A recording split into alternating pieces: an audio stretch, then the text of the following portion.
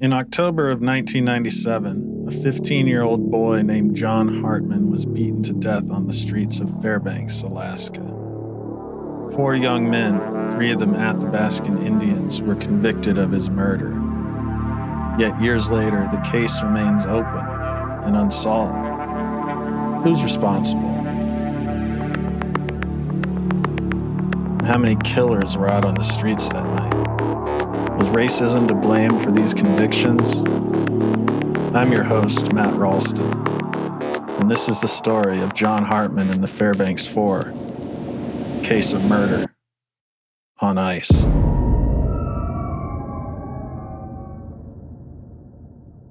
Our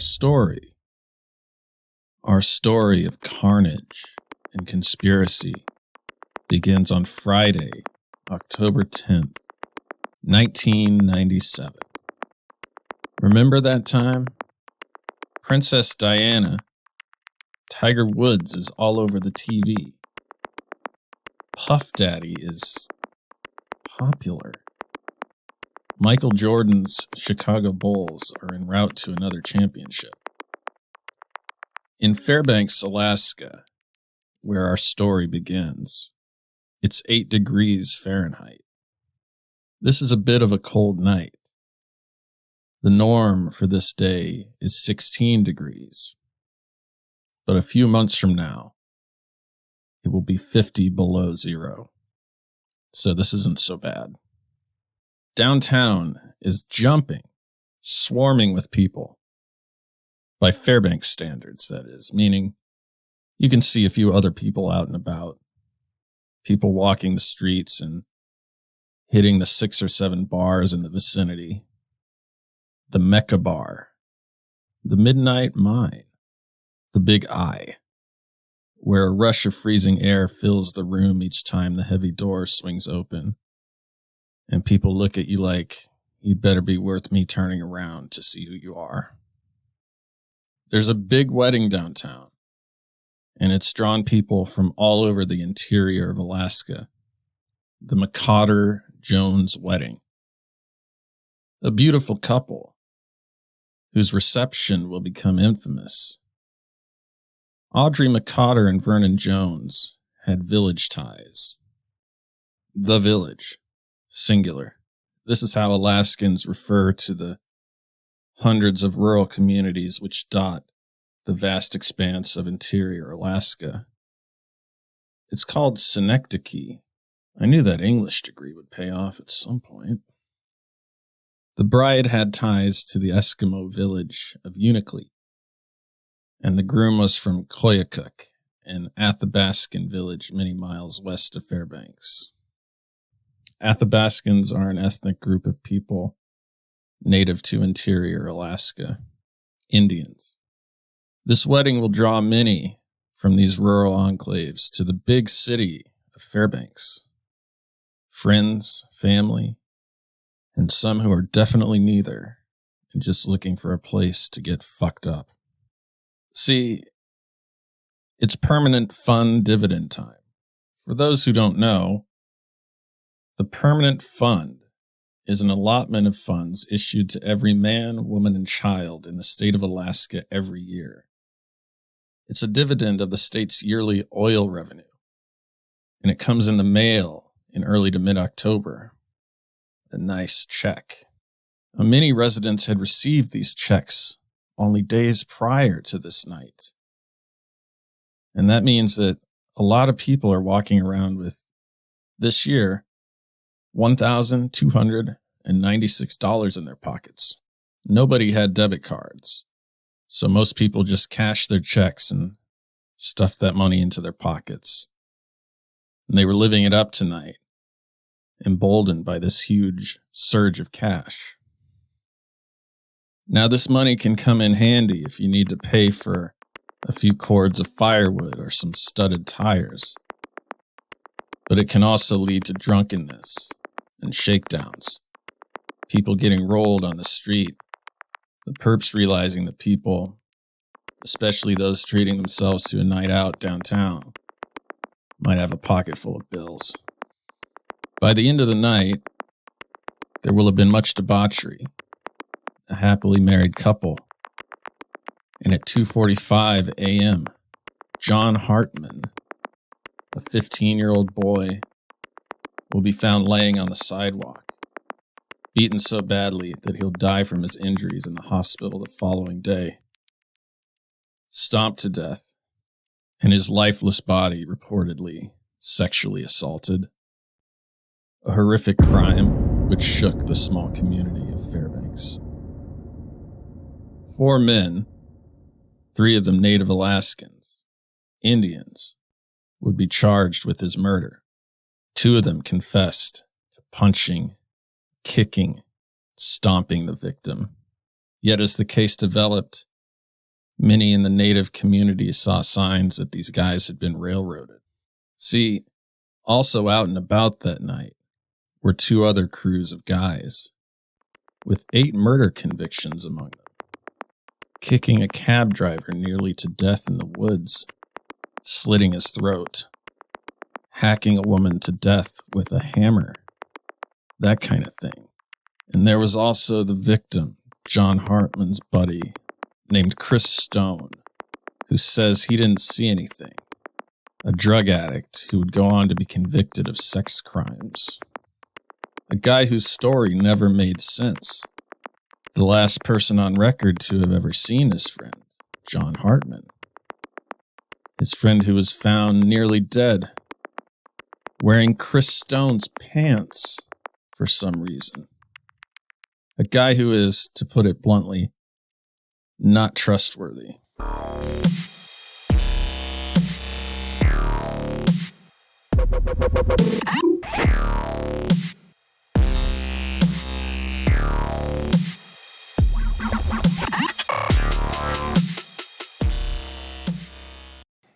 Fairbanks, Alaska, the Golden Heart City, home to the northernmost Denny's in the world, the northernmost Pizza Hut. Pretty much anything you can name, it will be the northernmost thing. I'll always wonder how people perceive my hometown of Fairbanks. I was born and raised there. I was the same age as John Hartman. More than likely, you've never heard of the place. If you have, yes, it gets light all night in the summer. Conversely, it's dark all night in the winter. You should really look into taking an astronomy class. It's fascinating. Yes, it is cold there. Are you from Florida? Is it hot there? Cool. Why don't you get the hell out of my face? Thanks. This night in October, it was dark outside. The sun had risen at 8:33 a.m. and set at 6:40 p.m. Relatively normal. But it was getting darker and darker by the day. In 2 months, the sun will rise at 10:50 a.m. and poke its head just barely above the horizon, setting at 2:41 p.m. This time of year, in October, people don't like to think about the coming winter, when downtown will be enveloped in a thick ice fog. It's 8 degrees tonight. That's not that bad. And people are taking advantage of the hospitable weather. Plus, they have all that money from their permanent fund dividend checks. It's Friday night. May as well party. Get real incoherently drunk. Maybe black out, get in a fight. Yeah, bro. Fucking A, right? See, that's kind of what people do here. The pristine, snowy landscapes are serene, yes. And the view of Denali, the tallest peak in North America, never gets old when you can see it. But Fairbanks is a grimy industrial town lined with chain link, a railroad running through it. The crime rate has historically been around that of Detroit. It's no Smallville, no Winter Wonderland. At 1:30 a.m., Melanie Durham, who was staying in a battered women's shelter downtown, heard an attack. Angry, muffled voices, and sounds of flesh, smashing flesh, as she'd later put it. Then a faint cry for help as a car sped away into the darkness. She considered phoning police, but decided against it. She had been in an abusive relationship, was all too familiar with the law. She was wary of police. She knew this attack happened at exactly 1:30 a.m. because she had been watching Late Night with Conan O'Brien.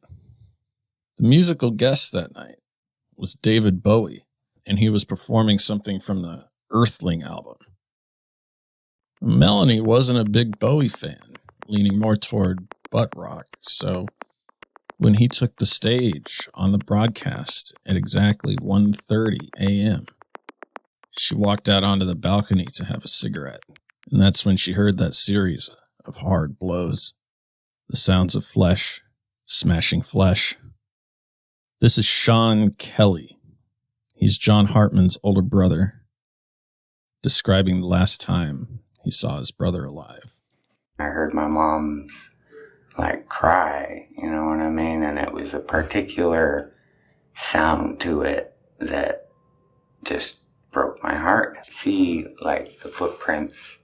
He had a big old footprint on the side of his head, and he was all busted up and able to hold his hand and pray with him and stuff like that. And I knew he wasn't going to make it.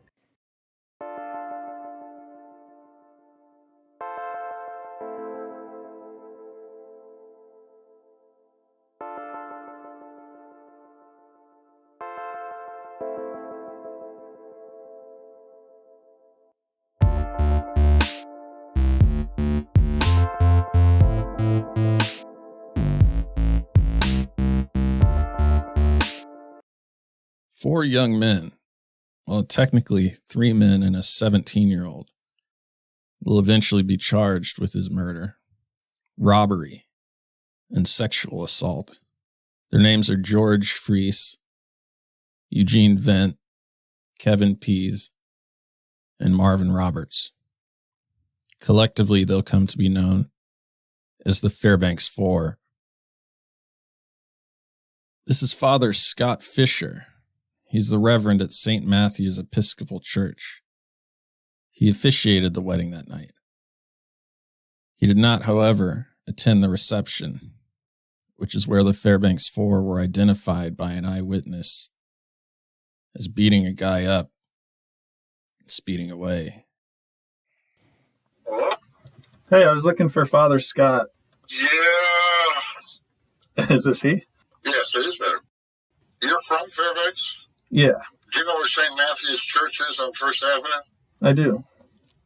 Okay, I was the priest there, the rector. I did a wedding there that night Hartman got killed. But in a sense, the whole story began at that church. There was a wedding. Everybody was there at the wedding. Everybody was in town.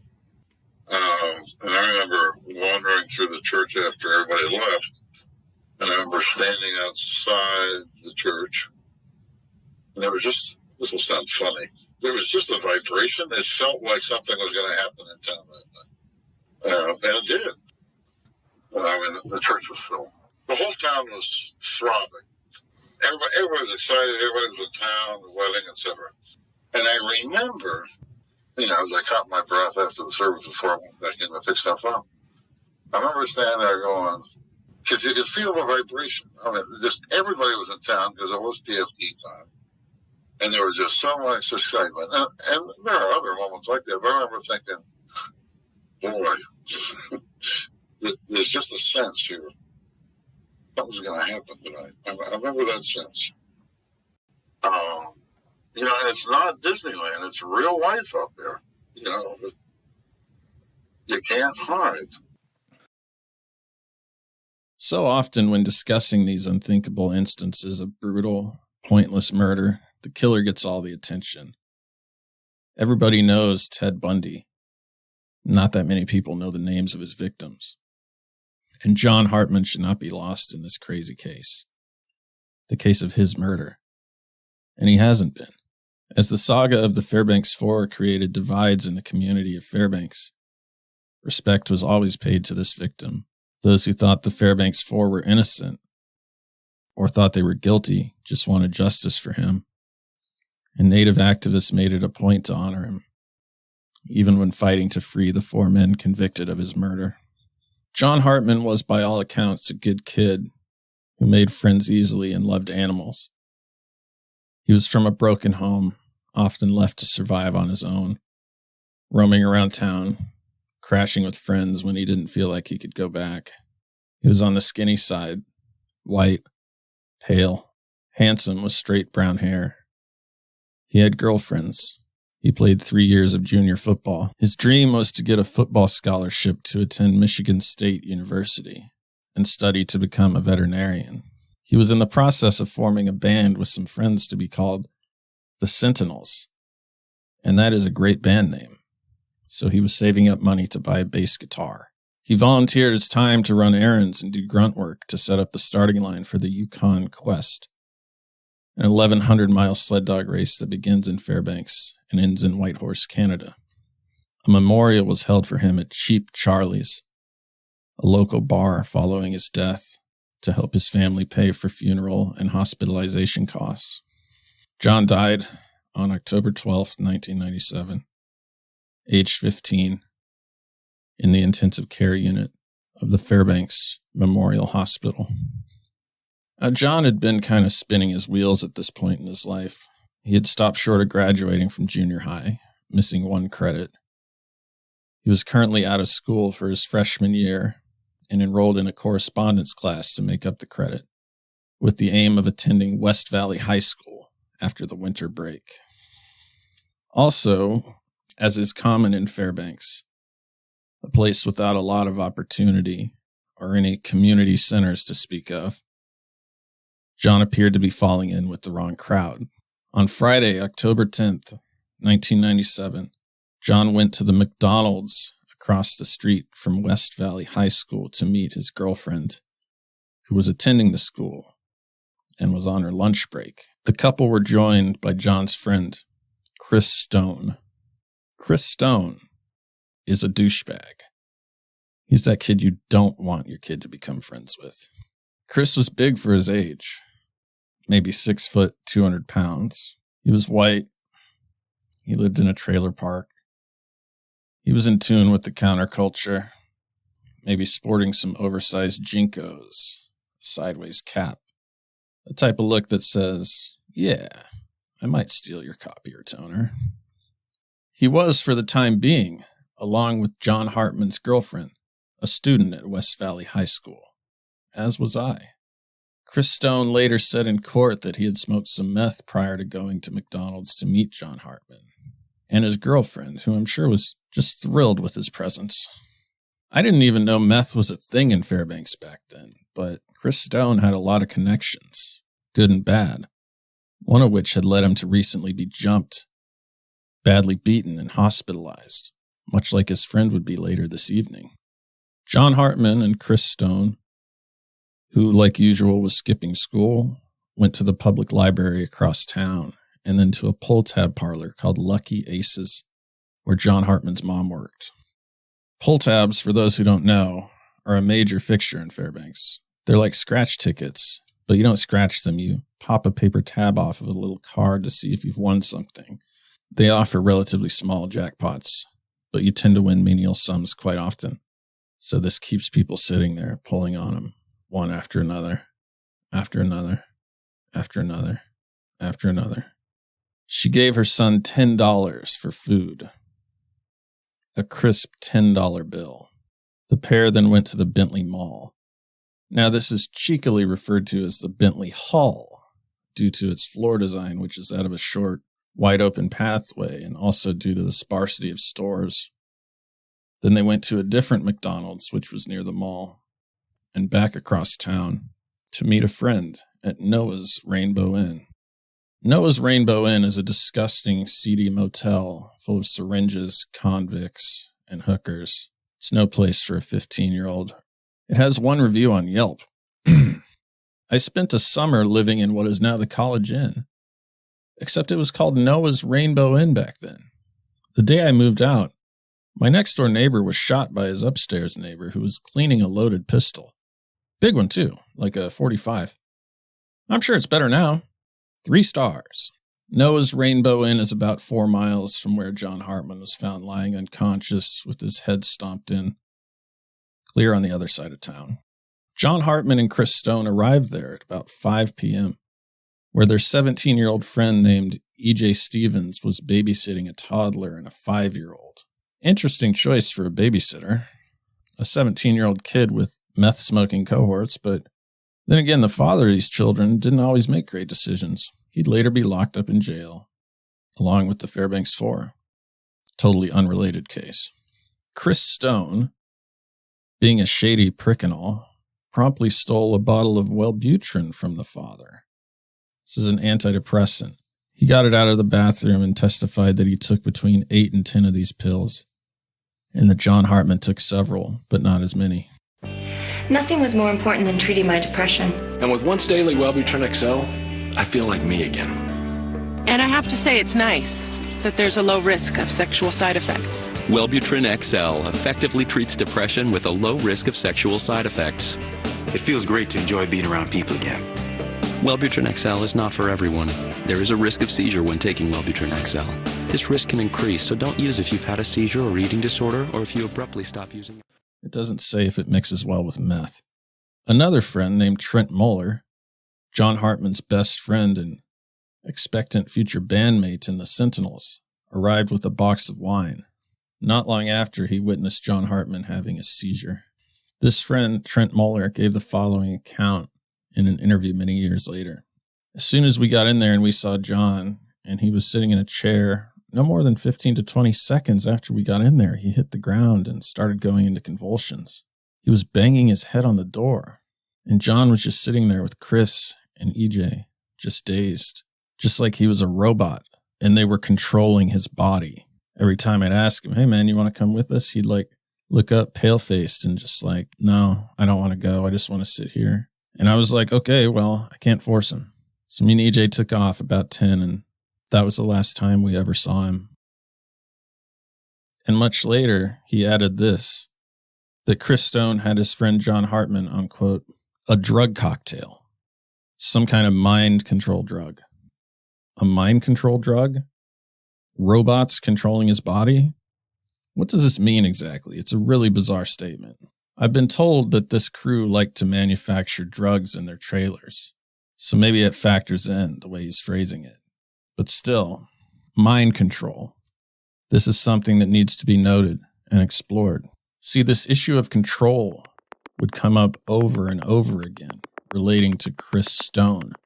It turns out there was this incident after the John Hartman murder, but before the trials of the Fairbanks Four.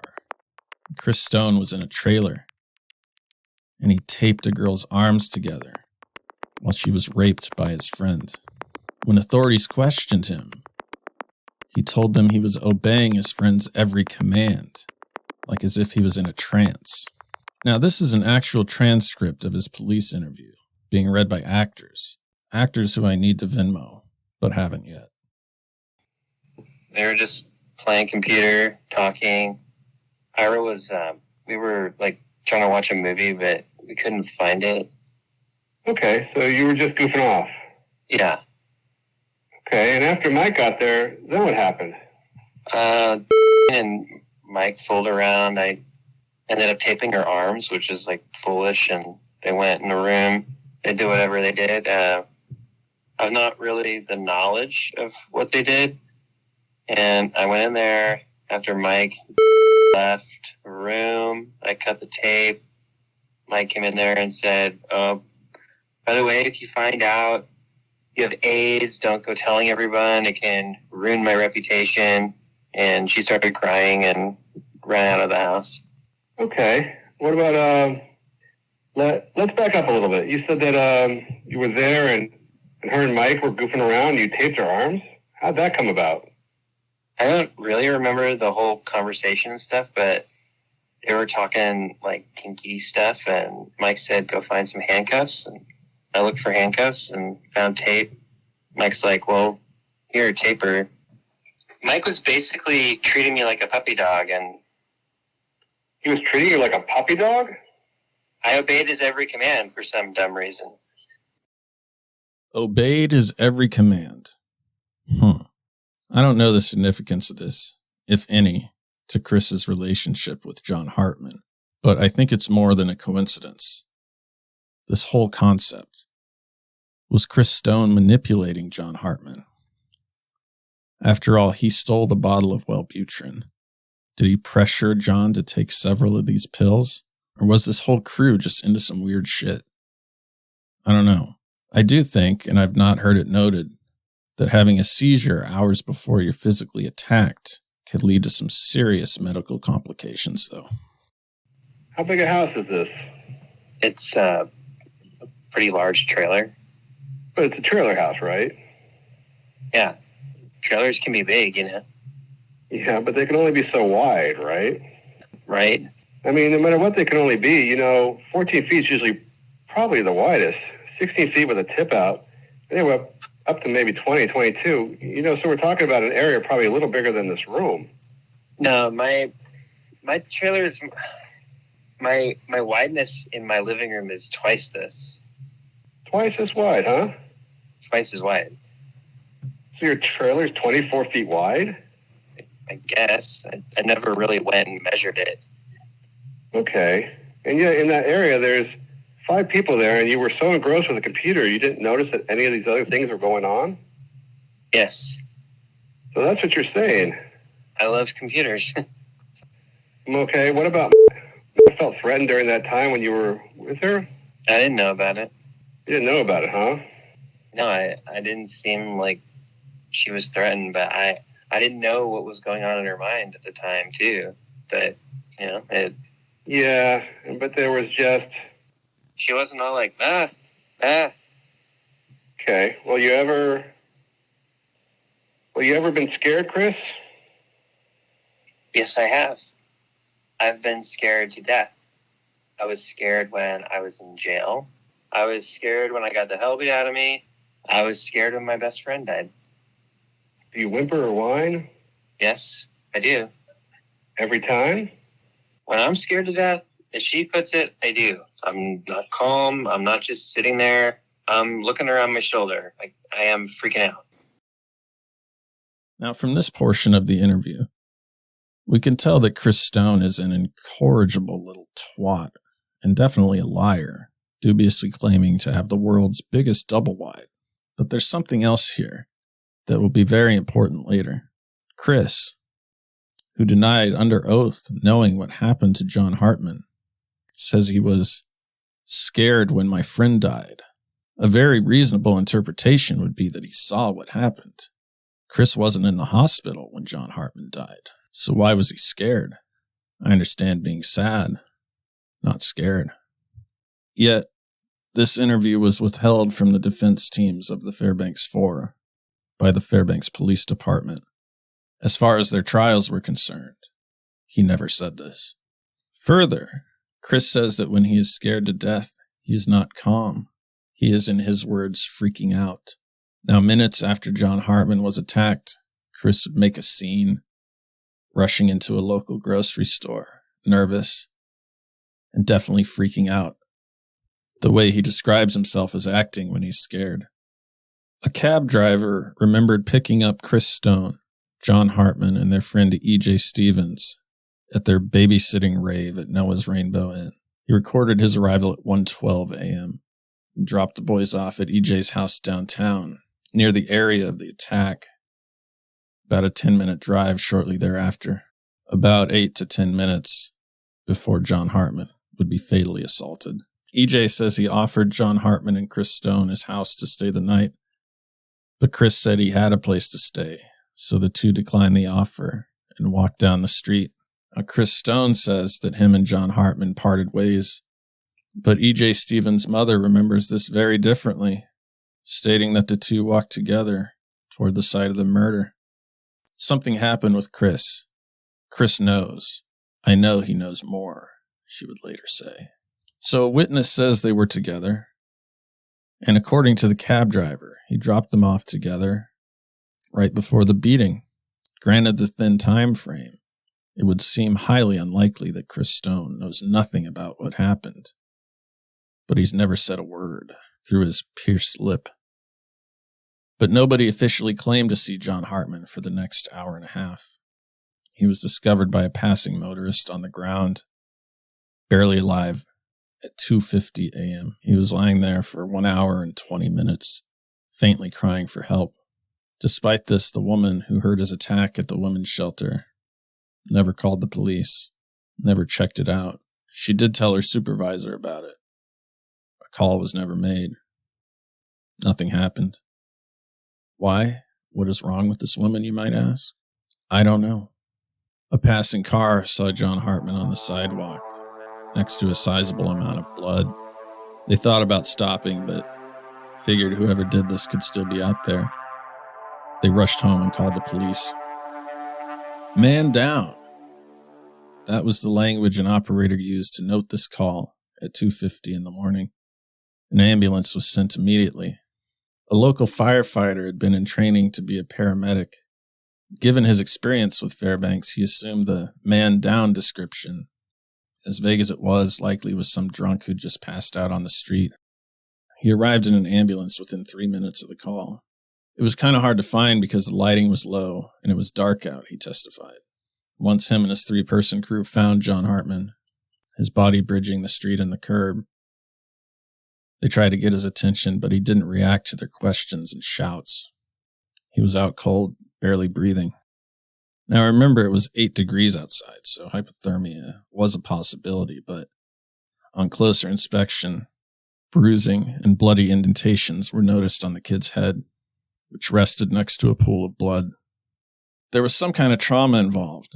We didn't know whether the person got hit by a car, whether he was beat up, but it was obvious some kind of trauma took place, the paramedic said. Next, John Hartman suddenly lurched. He straightened his arms suddenly and curled forward, a behavior known as decerebrate posturing. These movements are symptoms of head trauma, and they were noted in the report, along with his pupils' lack of response to a flashlight. They put him in a neck restraint and took him to the hospital.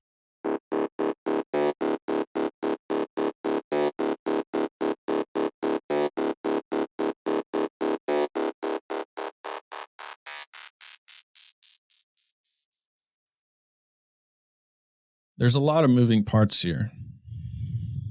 We know that John Hartman was heard being attacked at 1:30 a.m.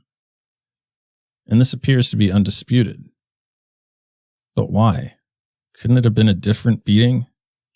A fight where a guy got beat up and walked away on the exact same street? It's unlikely, but it's definitely possible. If you know Fairbanks, there are fights constantly. So could this incident have happened after 1:30 a.m.? If so, it would affect the alibis of everyone implicated. Just something to consider.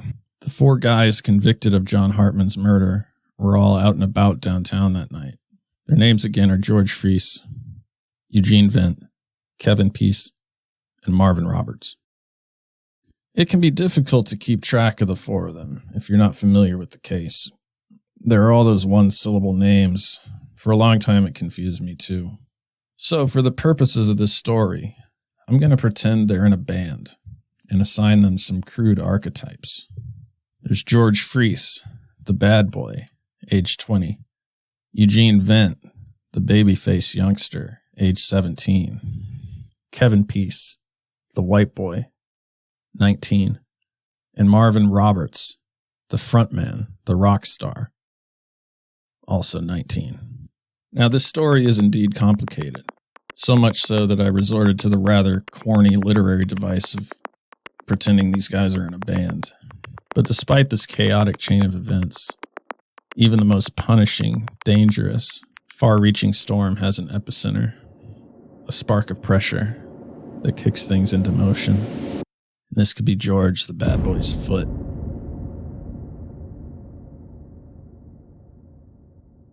As John Hartman lay in intensive care at the Fairbanks Memorial Hospital, his face swollen and scuffed with boot marks, George Freese would arrive at this same hospital the next morning, thinking he had a broken foot.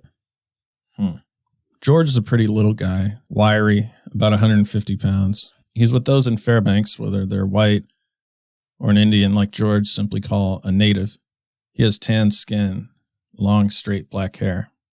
There's a glint in his eye, and like most people born in Fairbanks, he speaks with a little bit of a Texas twang. The nurse on duty took it upon herself to call the police. I mean, you have a kid that's been badly beaten and stomped, boot marks on his face, and now George shows up limping badly, wearing a pair of Kmart's Northwest Territory brand boots. Foot pain. Got in a fight last night. Doesn't know how it happened. He was drunk, has a bruise, stated the triage assessment. This was a bit of a rough patch in George's life. To use his words, he was feeling alienated. He had a baby daughter, lived with his girlfriend. He wasn't going out much. A few weeks prior, in a totally unrelated matter, several tourists said George had pulled a gun on them during a confrontation on the edge of downtown at another crappy lodging establishment. His friend Kevin, the white boy, had provoked it, it was alleged, by yelling a bunch of pervy stuff to some of the women in their group. This pissed these tourists off, and one of them chased George, who then allegedly, on a bicycle, pointed a gun at the guy's head. He did escape, however, and weeks later, as George, Kevin, and the other two guys were being charged with the murder of John Hartman, one of these tourists came forward and notified police. He said he recognized George on the news, and that was the guy who had pointed the gun at him. This is one of the many drawbacks of being charged with a high-profile murder, I suppose. In the summer of 1998, after George had been charged with the John Hartman attack, but prior to his trial, a pair of juries deliberated his gun-brandishing case. The first trial ended when a native Alaskan juror locked himself in a courthouse bathroom rather than continue deliberating. The juror told the local newspaper, the Fairbanks Daily Newsminer, that he thought the tourists had conspired against George, set him up. This wouldn't be the first time, if you believe him. Tried a second time, George was found guilty and received 2 years. I look into your eyes and see a truly troubled young man, Judge Ralph Beislein observed during sentencing. The same judge had once presided over one of my criminal cases as well. I'd been busted. It didn't look good. The crime? Minor consuming alcohol. Yeah. I was drinking a Milwaukee's Best. Ice, obviously, with some friends in a muddy housing lot on the outskirts of town. Some cops showed up. Beislein spoke to me in that same admonishing tone. He went on to become the senior district judge of Alaska, the biggest judge in the land. George didn't flinch. Just because I was convicted of this doesn't mean I did it, he said, staring daggers into Beislein's eyes. Kicked someone last night, but doesn't remember anything else. States awoke this morning at home, foot hurting, a doctor noted back at the hospital. A Fairbanks police sergeant and John Hartman's primary nurse would compare George's boot tread to John Hartman's facial bruises. They matched up perfectly, she'd later testify.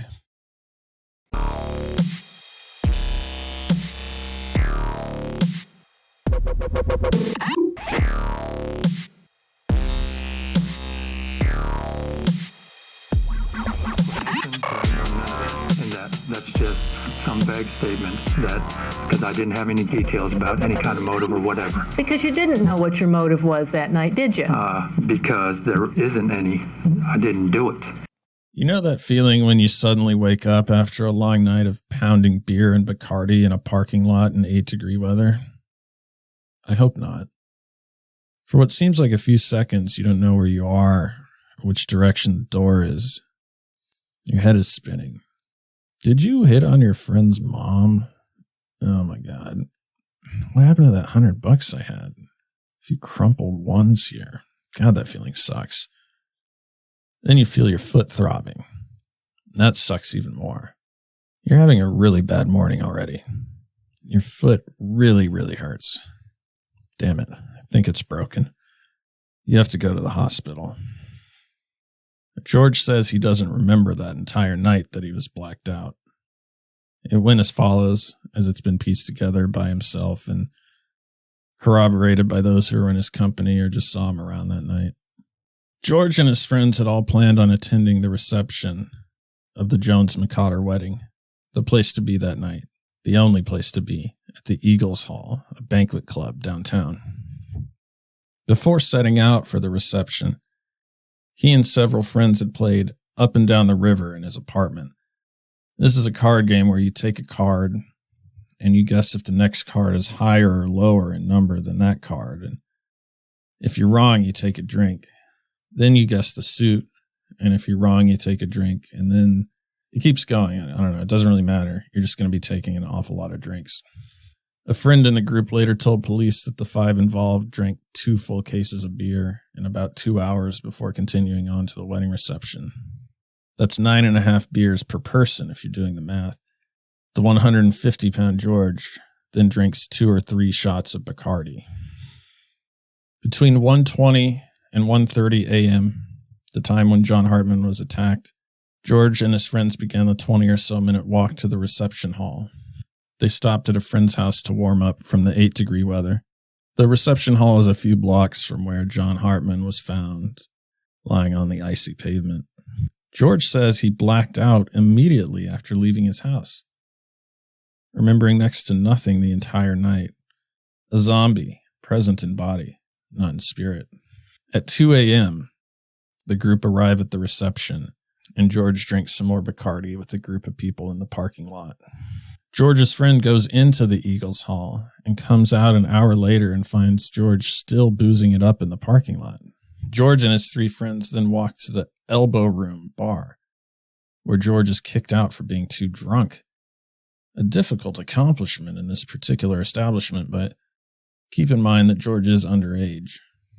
At 3 a.m., George is seen roughhousing with some people on the sidewalk outside of that bar, about 6 blocks from the scene of the murder. Note, it's quite difficult to be roughhousing with an injured foot. He bums a ride home from the bar and, for no apparent reason, gets out of the car midway and walks home. Now, this is an hour and a half after John Hartman was beaten. Assuming George hurt his foot in a fight, we've really been able to walk? To roughhouse out on the sidewalk? Would this injury, so bad it required a visit to the hospital, have set in yet? Or could George have been so drunk he felt nothing? Yet another possibility was his foot not yet injured, that he didn't hurt it until he got home and was wrestling with a friend in the bathroom after continuing drinking. At 4 a.m., he gets home, where his original group as well as his girlfriend are already there drinking. He drinks several more shots of liquor. He wakes up with severe foot pain, probably a hangover and general hostility toward life in general. Crawls downstairs, gets a ride to the emergency room. Now, George says he doesn't remember hardly anything that happened that night. So do people in alcohol-induced blackouts typically do things completely out of their character? Do you become violent if you aren't already inclined to be? Do you suddenly become a racist? Or kind of into dudes? Do you stomp on people if that's not your thing? I don't know. George, though, admitted that he'd been in fights. So was this out of character? Maybe. There's definitely a big difference between some fisticuffs and stomping a guy's head in as he's limp. That is highly frowned upon. While waiting for an x-ray, George would be interviewed at the hospital by Detective Aaron Ring of the Fairbanks Police Department, who drove right over after being tipped off by the nurse about George's foot injury. Detective Ring had already arrested Eugene Vent, the youngster of the Fairbanks Four, because he had allegedly pulled a gun on a motel night clerk. Detective Ring was starting to piece a few things together. George didn't know, but Detective Ring had already interviewed Eugene, and Eugene had said George had helped him kill John Hartman. Detective Aaron Ring was a white guy in his 30s, originally from Michigan. A graying crew cut, he looked just like a cop. His methods throughout this case would later come into serious question and be widely criticized. The following are interview transcripts being reenacted by actors who I paid in IPA. A few things to note. At first, George is being interviewed by Detective Ring, and then later in a separate interview, he's interviewed by Deputy Kendrick, an associate of Ring. Also note George's girlfriend is by his side. What I'll need is probably that left boot there, if I can swing by and pick that up from you guys. Yeah, I won't be using it for a while. Okay. And I can compare that to the impression we got upstairs and see if that's... If he gets charged, what will that be? Who? Well, that depends. I mean, if we've got a story of a... So, it'd be manslaughter, or... Would it be manslaughter? Isn't that a weird question to ask about something you don't think you did? I don't know. I'm not sure how I'd react if I didn't remember doing something. But keep in mind, George admittedly got into a lot of fights. This wasn't out of the question. But this is the first he's heard of it, and there's no denial. I think that's weird. I don't remember anything downtown. At the Eagles. Okay. I need your help with what you do remember, okay? And how involved you were over there. Where this happened with this guy, okay? The extent of your involvement. And then we'll talk about what you remember the other people being involved in, okay? Here's what I'd like to do, and just ask you a series of questions. If anything, helps you remember, or if you just plain know the answer, I'd like to know. Did you have any sort of weapon at all? Were you carrying any weapon at all last night? No. Okay. Have you used a weapon on anybody? No. Okay. Are you sure of that? No. Now, this doesn't instill much confidence in his innocence either. But is he just being totally honest in that he doesn't know what happened? It's tough to read the vibe. Did you have a weapon last night? No. Did you take a shot of apricot brandy? No. Did you don a feather boa and dance atop the bar like a rockette? No. Are you sure? No. Okay, so when did you first go downtown, and who was that with last night? That's why I asked where, probably around 1:30, 2 o'clock, around... In the afternoon? No, at night. At night. Where'd you go? Just went downtown, and then I blacked out all the way down there, and then I came to, and I was hobbling around there at Midtown. The validity of George's statements has come into serious question with good reason. At the beginning of the interview, he states that he was still buzzed. His blood alcohol content was high. Both of the confessions from the Fairbanks Four, especially Eugene, the youngster's confession, would be decried as coerced. So I'm not saying what George is saying is gospel, but he did just say that when he got to be near his apartment, he was hobbling around. And this would directly contradict his claim that he injured his foot after he got home. Is this something you've done before when you've been drinking? Well, I've been in fights before when I was drinking. Not a smart thing to say. Later, after several rounds of back and forth, with George continuously saying that he doesn't know what happened, that he doesn't remember, as Detective Ring pushes him and tensions rise, George says he wants to go home. Now, this is a sign that the interview needs to stop, but it doesn't. Okay. I will be fair with you, but to tell me that you don't remember anything is unfair. I don't remember. This is not fair. But I don't remember seeing it. And it's Get in your fucking head. I don't remember. And don't treat me with disrespect, okay? Please don't. Why can't you fucking... Because it's not true. Yes, it is. Okay, it's just not. And you need to get past that. Well, you need to get past it. Because you can remember things. I want to see a fucking hypnotist or something, because I don't fucking remember. Well, we don't have Kreskin in here, and we don't really need it, okay? You can do this on your own. You just need to be a little stronger, okay? That's all. That's all. You need to stand up and be a man, basically, okay? Oh, yeah? You're gonna bring me home now? Well, I'm taking this picture back. I'm not leaving. I'm just taking this picture back. But when you want to go, then we will. We will. I want to go home. George says he just lost it, and he told the cops what they wanted to hear, because he wanted this process to be over. Now, this is common among confessions which are later deemed to be false, but it's still damning. Detective Ring would now stop the cassette. It would be alleged later that this was a tactic of Ring, that he would stop his tape, intimidate the subject verbally or physically, and then start the tape again.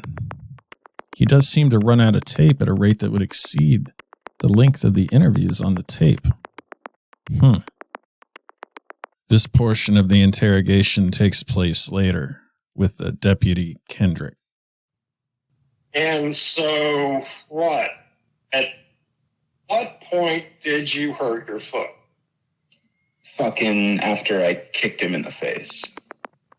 After you kicked him a couple times? Yeah. Okay. And then I fucking hit the ground. Okay.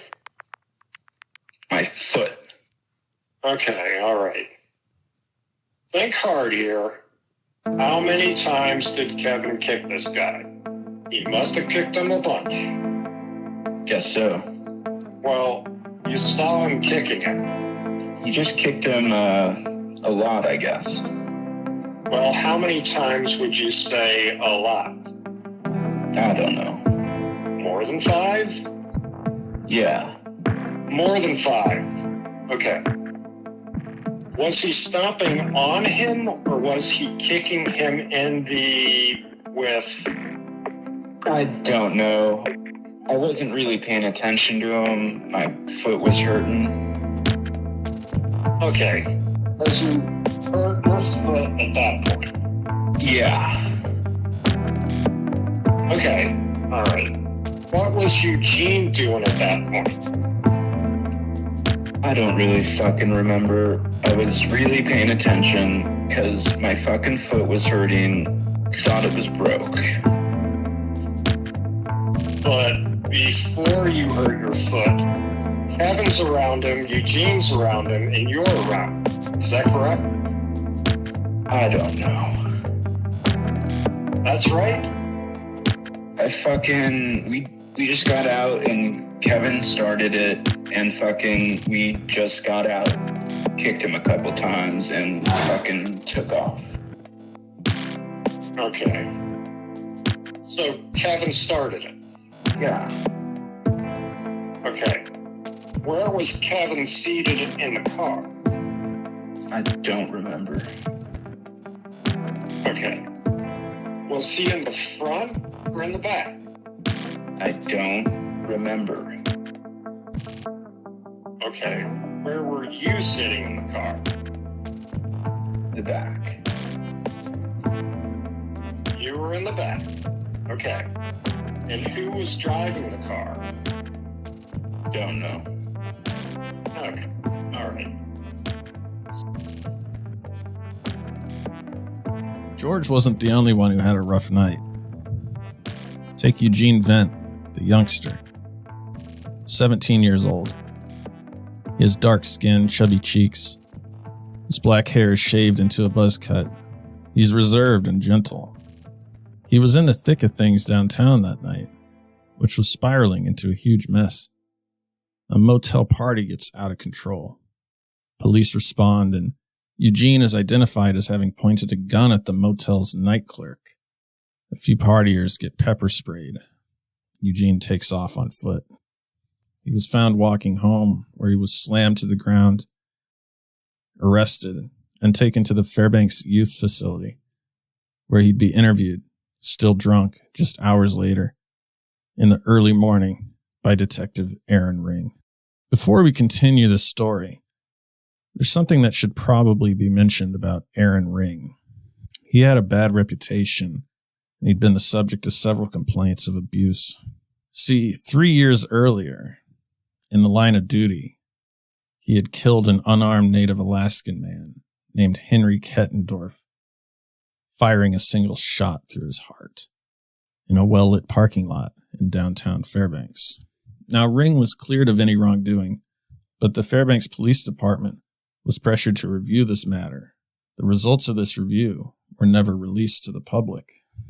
A cab driver named Jewel Miller had witnessed the shooting, and this account differed from that of the official police report.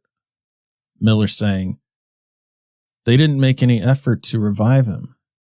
They just laid him out on the ground. He never moved." Around this time, many people in Fairbanks were getting to be a bit fed up with the behavior of the police department. I had one of them pull a gun on me at a friend's house. They busted down the door for a noise complaint, acting like they were uncovering a major international arms deal. What they were actually doing was fucking up the night for a bunch of horny teenagers, writing underage drinking tickets to everyone involved and initiating them into the court system, dozens at a time. Following the fatal shooting, a different local cab driver recorded a conversation between two officers that they were having on their CB radios. This conversation was transcribed, although the only major newspaper in town, the Fairbanks Daily News-Miner, refused to publish these transcripts. A small little paper called Athabascan Reports, run out of North Pole, Alaska, the next town over, did publish the transcripts. I'm going to read a few snippets I've selected. Now, please excuse me because this is very jumbled together and difficult to even read, but you'll get the gist of it. If you're allergic to pork, I'd recommend fast-forwarding for a few minutes. These two officers begin their conversation by insulting a local journalist. They're talking about an article she wrote about the shooting of Henry Kettendorf. Those first three lines are so inflammatory. It's pathetic, you know. The headline says police, something like that, but anyway, the first three lines says that he was shot. Fairbanks Police Department shot and killed an unarmed man in a well-lit business downtown. At the long corner of, that fucking bitch from the News-Miner. Yeah, that blonde bitch from the News-Miner. Don't ever talk to her. What does she want? She'll turn everything around. Let me tell you something. That first four sentences is so inflammatory. It will make people form... they don't even put about... The guy tried to run over the officers until the very end of the paragraph. Right, that's her. She's a bitch. That first four lines, it's so inflammatory. It's pathetic. I have to... Goddamn reports back here, fucking getting all those reports done, and... Yeah, she's a bitch. That's that blonde bitch, Looks like she's a fucking granola cruncher that hates life. I know, if you see her, you'll know who we're talking about. Don't ever tell that fucking cunt nothing. Later, they addressed the matter of the shooting. I guess they jumped out or ran up to him.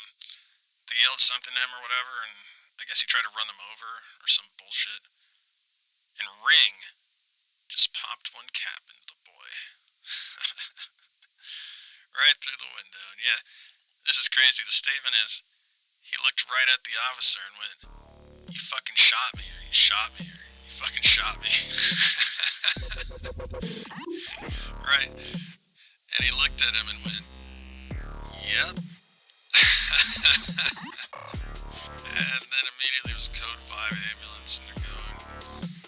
I was talking to one of the officers there, and he said, "We're really trying to keep him alive." I swear to God, we're looking at him and saying, "All right, man, stay with me, stay with me." And we're trying to apply pressure and all this stuff. And I said, "Give me a fucking break." I said, "If that was me, stay with me." "Fuck you, die, motherfucker." "Stay with me." "Fuck you, die, motherfucker." "Stay with me."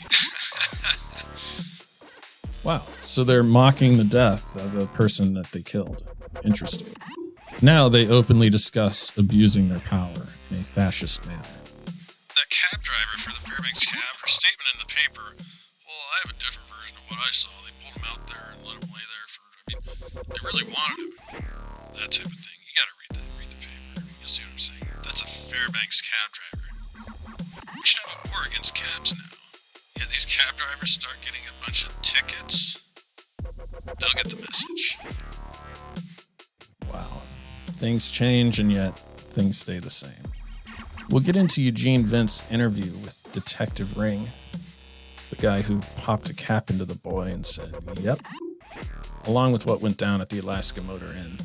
Next time on Murder on Ice, the case of John Hartman and the Fairbanks 4.